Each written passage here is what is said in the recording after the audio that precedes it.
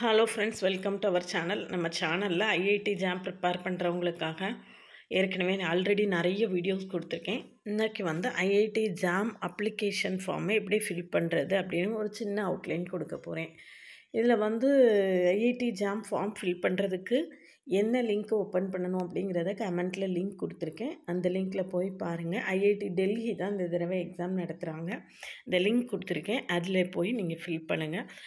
Fill பண்ணுறதுக்கு முன்னால் இது வரைக்கும் நீங்கள் ஓபிசி சர்டிஃபிகேட்டுக்கு அப்ளை பண்ணாமல் இருந்தீங்கன்னா கட்டாயமாக அப்ளை பண்ணிடுங்க.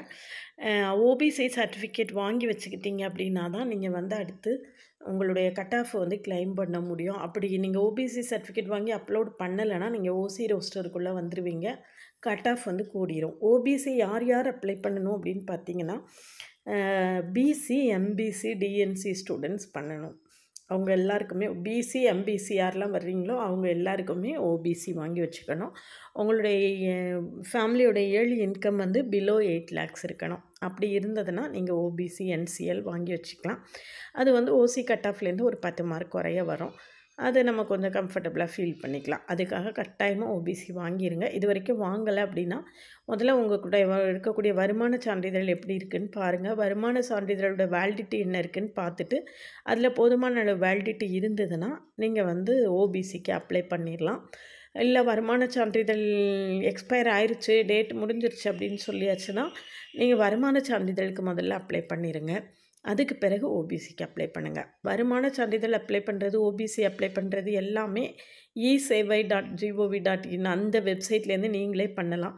உங்களால் பண்ண முடியலை அப்படின்னு சொல்லியாச்சுன்னா இசேவை மையத்தில் போய் ப்ராப்பராக அவங்க கேட்கக்கூடிய டாக்குமெண்ட்ஸ் எல்லாம் கொடுத்தீங்கன்னா அவங்களே அப்ளை பண்ணி கொடுத்துருவாங்க. வெறும் 60 ரூபாயில் நம்ம வந்து ஒரு வாரத்துக்குள்ளே நம்மளுக்கு சர்டிஃபிகேட் கிடச்சிரும். அதனால் இந்த ப்ராசஸ் வந்து முதல்ல வருமான சான்று வாங்கணும், அடுத்த ஓபிசி வாங்கணும், எல்லாம் ஒரு 10-12 நாள் ஆகும். அதனால் இம்மீடியட்டாக இது வரைக்கும் நீங்கள் அது விஷயமாக பண்ணலை அப்படின்னா உடனே பண்ணிடுங்க, வாங்கி வச்சுக்கோங்க. அப்லோடு பண்ணுறதுக்கு நவம்பர் வரைக்கும் டைம் இருந்தால் கூட அந்த ப்ராசஸை இப்போவே பண்ணிடுங்க. அதை பண்ணாமல் இருக்காதீங்க. இதில் லாகின் பண்ணுறதுக்கு பார்த்தீங்கன்னா இந்த வெப்சைட்டுக்குள்ளே ஜாம் 2025 ஐஐடி டெல்லி அந்த வெப்சைட்டோட லிங்க்கை வந்து இது எப்படி அப்ளை பண்ணுங்கிற லிங்க்கை வந்து நான் கமெண்ட்டில் கொடுத்துருக்கேன், போய் பாருங்கள். முதல்ல உங்களுடைய இமெயில் ஐடி கொடுக்கணும். இமெயில் ஐடி கொடுக்கும்போது ரொம்ப கேர்ஃபுல்லாக நீங்கள் ரெகுலராக எந்த இமெயில் ஐடி யூஸ் பண்ணிகிட்ருக்கீங்களோ அதை கொடுங்க. ஓடிபி வரும். அதனால் அப்பாவோட மெயில் ஐடி கொடுத்தேன், அம்மாவோட மெயில் ஐடி கொடுத்தேன், அப்பா வீட்டில் இல்லை, அம்மா வீட்டில் இல்லை, ஃபோன் அடித்தா எடுக்கலை, அந்த மாதிரியான ப்ராப்ளம்ஸ்லாம் வராமல் நீங்கள் ஓடிபி உங்கள் கையில் இருக்கிற மொபைலுக்கு வர்ற மாதிரி இமெயில் ஐடியை கொடுங்க. அப்புறம் பாஸ்வேர்டு நீங்கள் செட் பண்ணிக்கோங்க. பாஸ்வேர்டு செட் பண்ணி அதை சேவ் பண்ணி வச்சுக்கோங்க, அல்லது குறித்து வச்சுக்கோங்க. அப்புறம் இது வந்து இந்த கேப்சா 9-2 அதை ஃபில் பண்ணணும். அதுக்கு பிறகு நீங்கள் வந்து இது பண்ணிக்கலாம். ரெஜிஸ்டர் ஹியர் அப்படின்னு கொடுத்தும் கூட நீங்கள் பண்ணலாம். நீங்கள் இது வரைக்கும் ரெஜிஸ்டர் பண்ணலை அப்படின்னு சொல்லியாச்சுன்னா இப்படி ரெஜிஸ்டர் பண்ணிக்கலாம். ஏற்கனவே ரெஜிஸ்டர் பண்ணியிருந்தீங்கன்னா மெயில் ஐடி கொடுத்து லாகின் பண்ணிக்கலாம். இல்லை ரெஜிஸ்டர் பண்ணுறதுக்கு பார்த்தீங்கன்னா முதல்ல ஃபஸ்ட்டு நேம் கொடுக்கணும். அப்புறம் நீங்கள் உங்களுடைய 10th சர்டிஃபிகேட்டில் உங்களுடைய நேம் எப்படி இருக்கோ அப்படியே கொடுங்க. அப்படி தான் உங்களுக்கு கடைசியில் ஐஐடி ஜாம் அட்மிஷனுக்கு நேம் வரும். அதனால் உங்களுடைய 10th 12th சர்டிஃபிகேட்டில் இருக்கிறது மாதிரியே கொடுங்க பேரை. மெயில் ஐடி கொடுங்க. அடுத்தது மெயில் ஐடியை கன்ஃபார்ம் பண்ணுங்கள். Country of the residence India. அப்புறம் மொபைல் நம்பர் கொடுத்துக்கோங்க. மொபைல் நம்பர் கொடுக்கும்போது நான் ஏற்கனவே மெயில் ஐடிக்கு சொன்ன அதே விஷயந்தான். நீங்கள் மொபைல் நம்பருக்கு ஓடிபி வரும். அதனால் கட்டாயமாக உங்கள் கையில் பார்த்து உடனே ஓடிபி டைப் பண்ணுற மாதிரி உள்ள மொபைல் நம்பரை கொடுங்க. மொபைல் நம்பரை லைஃப்பில் எக்காரணத்துக்குன்னு மாற்றாதீங்க. ஃப்யூச்சரில் அட்மிஷன் வரைக்கும் இதே மொபைல் நம்பரை தான் திரும்ப திரும்ப நம்ம யூஸ் பண்ணிகிட்டே இருப்போம். பாஸ்வேர்டு செட் பண்ணிக்கோங்க. பாஸ்வேர்டை கன்ஃபார்ம் பண்ணிக்கோங்க. பாஸ்வேர்டை மறக்காமல் ஞாபகம் வச்சுக்கோங்க. இப்போது ஞாபகம் வச்சுருந்தா கூட மறந்துடும், எங்கேயாவது நோட் பண்ணி வச்சுக்கோங்க. கட்டாயம் நோட் பண்ணலை அப்படின்னு சொல்லியாச்சுன்னா ஒரு ஸ்டேஜில் மறந்துருச்சுன்னா திரும்ப அப்புறம் ஃபர்காட் பாஸ்வேர்டெலாம் கொடுத்து போகிறதுக்கு ப்ராசஸிங் ஆகிட்டே இருக்கும். அதனால் கட்டாயமாக பாஸ்வேர்டு, மெயில் ஐடியெல்லாம் கவனமாக ஞாபகம் வச்சுக்கோங்க. அடுத்து இப்போ ரெஜிஸ்டர் பண்ணி முடிச்சிட்டோம் அப்படின்னு சொல்லியாச்சுன்னா நம்ம அடுத்த ஸ்டெப்புக்கு போயிடலாம். எதெல்லாம் இம்பார்ட்டண்ட் கட்டாயமோ கம்பல்சரியோ அதை எல்லாமே ஃபில் பண்ணிடுங்க. ஃபில் பண்ணுறதுல ஃபர்தராக ஏதாவது டவுட்ஸ் இருந்தால் கேட்டுக்கோங்க. இப்போ இந்த இடத்துல உங்களுடைய ரெஜிஸ்ட்ரேஷன் முடிஞ்சிடும். இதுக்கு அடுத்த ஸ்டெப்பில் நம்ம லாகின் பண்ணி ஃபார்ம் ஃபில் பண்ணணும். அது எப்படின்னு அடுத்து தொடர்ந்து பாருங்கள். இதுக்கு அடுத்து திரும்ப லாகின் பண்ணிவிட்டு ஐ ஹியர்பை டிக்ளேர் இதை வந்து டிக் பண்ணிவிட்டு உள்ளே போயிருங்க. Start filling JAM 2025 application form இதை ஃபில் பண்ண ஆரம்பிச்சிட்டிங்கன்னா இதில் பார்த்தீங்கன்னா ஒரு சப்ஜெக்ட் எழுத போகிறீங்களா, மோர் தேன் ஒன் சப்ஜெக்ட் எழுத போகிறீங்களா அப்படின்னு கேட்குது. நீங்கள் மோர் தேன் ஒன் எழுத போகிறீங்கன்னா டூவெட் இதை செலக்ட் பண்ணியிருக்கோங்க. மேத்ஸ் மட்டும்தான் எழுத போகிறீங்க, அதாவது ஏதாவது ஒரு டாபிக் தான் எழுத போகிறீங்கன்னா இதை மட்டும் இது பண்ணிக்கோங்க. ஜாம் பேப்பர் செலக்ட் ஜாம் பேப்பர்னு கேட்டிருக்கு. இதில் என்னென்ன பேப்பர்ஸ் இருக்குதுன்னு பாருங்கள். நீங்கள் வந்து மோர் தென் ஒன் செலக்ட் பண்ணியிருந்தீங்கன்னா உங்களுக்கு 2 பேப்பர் செலக்ட் பண்ணுறதுக்கான ஆப்ஷன் வரும். இதில் நம்ம மேத்தமெட்டிக்ஸை செலக்ட் பண்ணிட்டோம் அப்படின்னு சொல்லியாச்சுன்னா மேத்ஸ் செலக்ட் ஆகிருச்சு. இப்போ எக்ஸாம் சிட்டி 1 2 3 4 4 சிட்டி கேட்பாங்க. இதில் வந்து நீங்கள் எந்த உங்களுக்கு நியர்பை 3 சிட்டி கேட்டிருக்காங்க. நியர்பை எந்த சிட்டி இருக்குதோ அந்தந்த சைடை நீங்கள் செலக்ட் பண்ணிக்கோங்க. இதுக்கு அடுத்தது என்ன செய்வாங்க அப்படின்னு சொல்லிக்கிட்டிங்கன்னா அடுத்தது பார்த்திங்கன்னா பர்சனல் டீட்டெயில்ஸ் கேட்டிருக்கோம். இதில் பர்சனல் டீட்டெயில்ஸில் வந்து இதில் வந்து என்னென்ன டேட்டா இதெல்லாம் என்ரோல்மெண்ட் ஐடி நம்மளுக்கு வந்து மெயிலில் வந்துடும், ஃபோன் நம்பரு இது எல்லாமே வந்துடும். அதில் வந்து நீங்கள் பண்ணிக்கலாம். நீங்கள் என்ன பண்ணணும்னு நினைக்கிறீங்களோ அதில் வந்து நீங்கள் இது பண்ணிக்கலாம். அந்த மெயில் ஐடிக்கு வந்து நம்மளுடைய இதெல்லாமே வந்துடும். இப்போ இதுக்கு அடுத்தது வெரிஃபை யுவர் மெயில் ஐடின்னு கேட்டிருக்கு. அதை டச் பண்ணிங்கன்னா மெயில் ஐடிக்கு ஓடிபி வரும். அதை கொடுத்திங்கன்னா உங்களுடைய மெயில் ஐடி வெரிஃபை ஆகிரும். அதே மாதிரி வெரிஃபை யுவர் மொபைல் நம்பர்னு வரும். அதில் நீங்கள் உங்களுடைய மொபைல் நம்பரை டைப் பண்ணிட்டீங்கன்னா உங்களுடைய மொபைல் நம்பர் ஓடிபி வரும். அதை வச்சு மொபைல் நம்பரை வெரிஃபை பண்ணிக்கலாம். டேட் ஆஃப் பர்த் கொடுத்துக்கோங்க, டேட்டு, மந்த்து, இயர். அதுக்கு அடுத்தது மேலா ஃபீமேலான்னு செலக்ட் பண்ணிக்கோங்க. Nationality Indian. கேட்டகரி எதில் வர்றீங்கன்னு பார்த்துக்கோங்க. இந்த கேட்டகரிக்காக தான் நான் உங்களுக்கு வந்து சொன்னேன். General EWS, OBC, NCL. General இடபிள்யூஎஸ்ங்கிறதும் நீங்கள் ஜென்ரல் கேட்டகரியில் பிலோ 8 lakhs உங்களுக்கு இன்கம் இருந்ததுன்னா நீங்கள் ஜென்ரல் இடபிள்யூஎஸ் வாங்கிக்கலாம். அப்படின்னா அதுவும் கிட்டத்தட்ட ஓபிசி என்சிஎலுக்கு ஈக்குவலான ஒரு கட் ஆஃப் கிடைக்கும். ஜென்ரல்லேருந்து ஒரு 10 marks கம்மியாகும். அதனால் நீங்கள் ஜென்ரல் இடபிள்யூஎஸில் வரீங்களான்னு பாருங்கள். வந்தீங்கன்னா அதையும் நீங்கள் எக்ஸாம் அந்த இதையும் வாங்கிக்கலாம். இசேவை மையம் மூலமாகவே வாங்கிடலாம். டிசபிலிட்டி இருக்கான்னு கேட்டிருக்குது. நோன்னு நான் செலக்ட் பண்ணியிருக்கேன். நீங்கள் அது இருந்துச்சுன்னா அதை எஸ்ன்னு செலக்ட் பண்ணிங்கன்னா டிசபிலிட்டிக்கான சர்டிஃபிகேட் ரெடி பண்ணி வச்சுக்கோங்க. அடுத்தது country, union territory, valid photo ஐடியில் நீங்கள் வந்து ஆதார் கொடுத்துக்கலாம். ஆதார் தான் பெட்டர் சாய்ஸாக இருக்கும். அதுக்கு ஆதார் கொடுத்துக்கோங்க. Valid photo ID number, Aadhaar number எழுதிக்கோங்க. Parent name, select relationship type, அவங்க யார் ஃபாதரா மதரா என்னன்னு செலக்ட் பண்ணிக்கணும். அடுத்தது பேரண்ட் கார்டியனோட நேஷ்னாலிட்டி என்னன்னு கேட்டிருக்கு. இந்தியன் செலக்ட் பண்ணியிருக்கேன். நீங்கள் வேறு எதாவது இருந்தீங்கன்னா அதை செலக்ட் பண்ணிக்கோங்க. அடுத்தது mobile of parent or guardian. இதுலேயும் நீங்கள் கட்டாயமாக ஏதாவது நம்மளுக்கு ஒரு மெசேஜ் அனுப்புறதுல ப்ராப்ளம் இருந்ததுன்னா இந்த மொபைல் நம்பருக்கு மெசேஜோ ஏதோ வரும். அதனால் அப்பா மொபைல் நம்பரோ அம்மா மொபைல் நம்பரோ எதை நீங்கள் வந்து கட்டாயமாக ஃப்ரீக்வெண்ட்டாக யூஸ் பண்ணிகிட்ருக்கீங்களோ, நிச்சயமாக வைண்டப் பண்ணாமல் வச்சுருப்பீங்களோ அந்த மொபைல் நம்பரை கொடுங்க.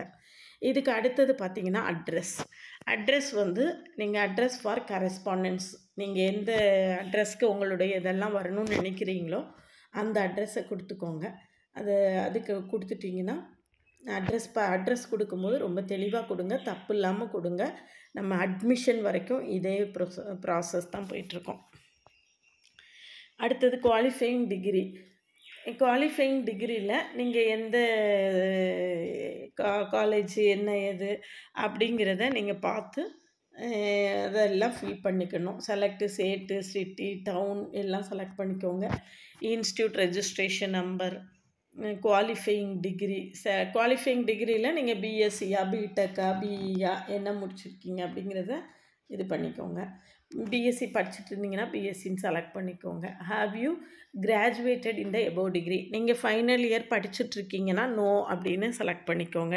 இயர் ஆஃப் குவாலிஃபையிங் டிகிரி, எந்த வருஷம் முடிக்க போகிறீங்க, எப்போ முடிக்க போகிறீங்க, 2025 ஏப்ரல் மே அந்த மாதிரி செலக்ட் பண்ணிக்கோங்க.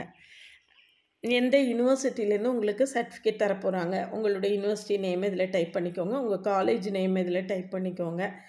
இதுக்கு அடுத்து சேவ் பண்ணிவிட்டு நெக்ஸ்ட்டுக்கு போங்க. ஒவ்வொரு இடத்துலையுமே சேவ் பண்ணிவிட்டு நெக்ஸ்ட்டுக்கு போங்க. Next documents. டாக்குமெண்ட்ஸில் பார்த்தீங்கன்னா அப்லோடு கலர் ஃபோட்டோகிராஃபி இந்த இடத்துல ரொம்ப ரொம்ப கேர்ஃபுல்லாக இருக்கணும்.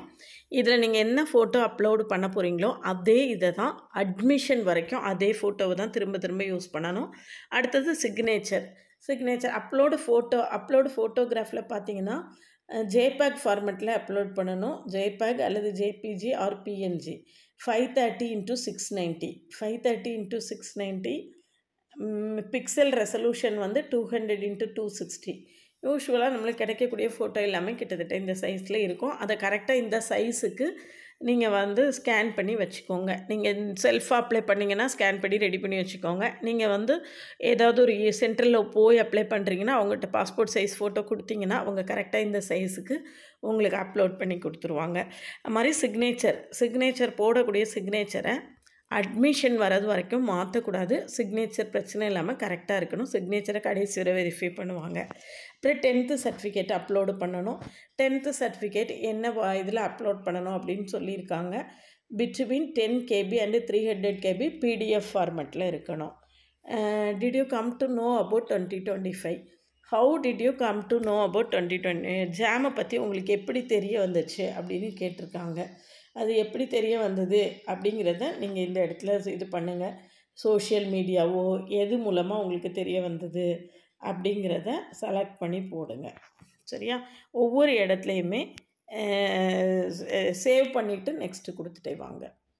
சேவ் பண்ணிவிட்டு நெக்ஸ்ட்டு கொடுத்துட்டே வந்தீங்கன்னா தான் நம்மளுக்கு என்ன செய்ய முடியும், அடுத்தடுத்து நம்ம போகிறதுக்கு சரியாக இருக்கும். இப்போ டாக்குமெண்ட்ஸ் முடிஞ்சது. கடைசி டிக்ளரேஷனில் இதெல்லாம் நீங்கள் அப்லோடு பண்ணால் தான் டிக்ளரேஷனுக்கு வரும். நான் வந்து உங்களுக்கு சொல்லி காட்டுறதுக்காக காட்டியிருக்கேங்கிறதுனால எனக்கு டிக்ளரேஷன் செலக்ட் ஆகலை. நீங்கள் எல்லாமே அப்லோடு பண்ணி முடித்ததுக்கு பிறகு கடைசி டிக்ளரேஷனில் வந்து நீங்கள் டிக்ளரேஷன் டிக் பண்ணி சைன் பண்ணிட்டீங்கன்னா உங்களுடைய ஃபார்ம் ரெடி ஆயிரும். உங்களுடைய ஃபார்முடைய PDF காப்பி வந்து உங்கள் மெயிலுக்கு வந்துடும். அதை சேவ் பண்ணி வச்சுக்கோங்க. அதெல்லாம் மிஸ் பண்ணிடாதீங்க. அதுக்காக தான் மெயில் ஐடியும் ஃபோன் நம்பரையும் நான் திரும்ப ரொம்ப கரெக்டாக வச்சுக்கோங்க அப்படின்னு சொல்கிறேன். மெயில் ஐடி ஃபோன் நம்பரில் கவனமாக இருங்க. அதை கடைசி வரை மாற்றக்கூடாது. பாஸ்போர்ட் சைஸ் ஃபோட்டோவும் அப்படி தான், கடைசி வரை மாற்றவே கூடாது. கரெக்டாக அதை அதே இதை கடைசி வரைக்கும் நம்ம யூஸ் பண்ணிகிட்டே இருக்கணும். சரிதானா? இதில் வேறு ஏதாவது அப்ளை பண்ணுறதுல டவுட்ஸ் இருந்ததுன்னா கேட்டுக்கோங்க. IIT JAM 2025க்கு ஆன்லைன் மேத்ஸுக்கு ஆன்லைன் மோடில் கோச்சிங் கிளாஸஸ் நடத்திட்டுருக்கேன். கிளாஸில் ஜாயின் பண்ண வில்லிங்கன்னா காண்டாக்ட் பண்ணுங்கள். கிளாஸஸ் எப்படி இருக்குன்னு கமெண்ட்லேயும் டிஸ்கிரிப்ஷன்லேயும் நான் லிங்க் கொடுத்துருக்கேன். என்னுடைய கிளாஸஸை பார்த்துட்டு கிளாஸஸ் பிடிச்சிருந்ததுன்னா கட்டாயம் ஜாயின் பண்ணுங்கள். என்னுடைய OVM ஆப்பை டவுன்லோட் பண்ணிக்கோங்க. அதில் previous year questions, prescribed books எல்லாமே கொடுத்துருக்கேன். அதை நீங்கள் ஃப்ரீயாக டவுன்லோட் பண்ணிக்கலாம். என்னுடைய ப்ளேலிஸ்ட்டையும் ஷார்ட்ஸையும் பார்த்துட்டு கிளாஸில் ஜாயின் பண்ணுங்கள். ஜாமுக்கு கிளாஸ் இருக்குது, கேட்டுக்கும் கிளாஸ் இருக்குது. ஜாம் டுகெதர் வித் கேட்டு 2 சேர்ந்தே எழுதுங்க அப்படிங்கிறது தான் என்னுடைய அட்வைஸு. அதனால் அதுலேயும் நீங்கள் 2 சேர்ந்தே கோர்ஸ் ஜாயின் பண்ணனாலும் பண்ணிக்கலாம். ஜாம் வித் கேட்டும் ஜாயின் பண்ணிக்கலாம். கேட்டும் ஃபைனல் இயர் படிக்கக்கூடிய ஸ்டூடெண்ட்ஸ் எழுதலாம். இந்த கேட் விஷயமாக டீட்டெயில்டு வீடியோஸ்லாம் கொடுத்துருக்கேன். பார்க்கலன்னா பாருங்கள். என்னுடைய ப்ளேலிஸ்ட்டையும் ஷார்ட்ஸையும் கட்டாயமாக பாருங்கள். IIT ஜாம்னு தனியாக ப்ளேலிஸ்ட் இருக்குது, கேட்டுன்னு தனியாக ப்ளேலிஸ்ட் இருக்குது. இது போக அல்ஜிப்ரா அனாலிசிஸ், காம்ப்ளெக்ஸ் அனாலிசிஸ் எல்லாமே தனித்தனியாக நான் ப்ளேலிஸ்ட் கொடுத்துருக்கேன். பார்த்துட்டு எது வேணும்னாலும் காண்டாக்ட் பண்ணுங்கள்.